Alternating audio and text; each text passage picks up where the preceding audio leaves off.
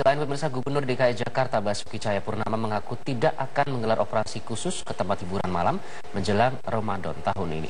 Sama seperti tahun lalu, tempat hiburan malam wajib tutup sehari menjelang Ramadan. Dan menurut Ahok, menutup tempat hiburan malam hanya akan berdampak pada menurunnya pendapatan masyarakat.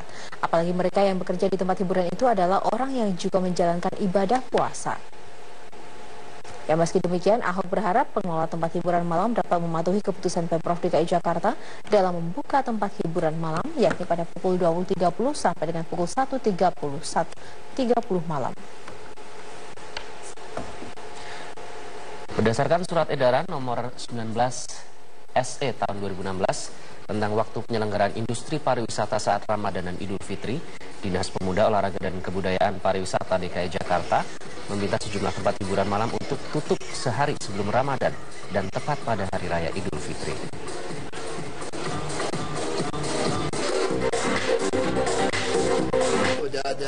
Nggak ada yang diubah seperti tahun lalu.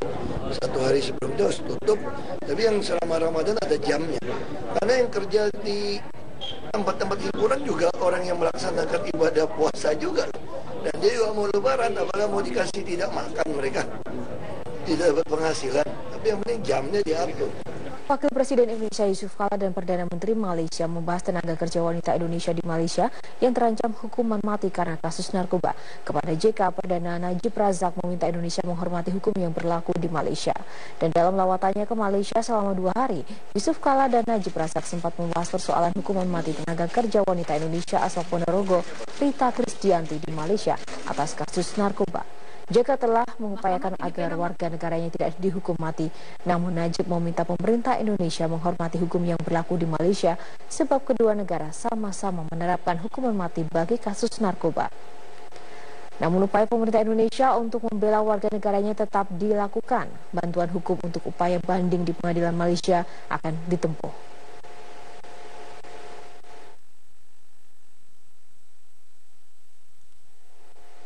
Menggelar razia penyakit masyarakat di sejumlah tempat kos dan hotel yang biasa dijadikan lokasi prostitusi dan tempat pasangan mesum. Razia ini dilakukan untuk menciptakan ketenangan dan keamanan jelang bulan Ramadan. Petugas gabungan merazia sejumlah tempat kos dan penginapan yang diduga kerap dijadikan lokasi prostitusi. Razia diwarnai kejar-kejaran dengan sejumlah wanita yang diduga sebagai pekerja seks komersial. Dalam razia ini petugas berhasil menjaring puluhan PSK dan sejumlah pasangan mesum yang bukan suami istri. Mereka yang terjaring razia kemudian dibawa ke kantor Satpol PP untuk didata dan diberi pembinaan.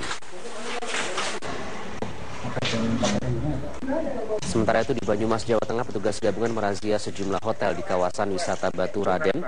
Seluruh tamu hotel dimintai kartu identitas untuk dicocokkan dengan pasangannya. Mereka yang tidak bisa menunjukkan identitas resmi langsung digiring petugas untuk didata.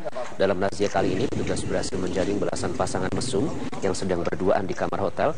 Bahkan sebagian besar dari mereka adalah muda-mudi yang belum mempunyai ikatan pernikahan.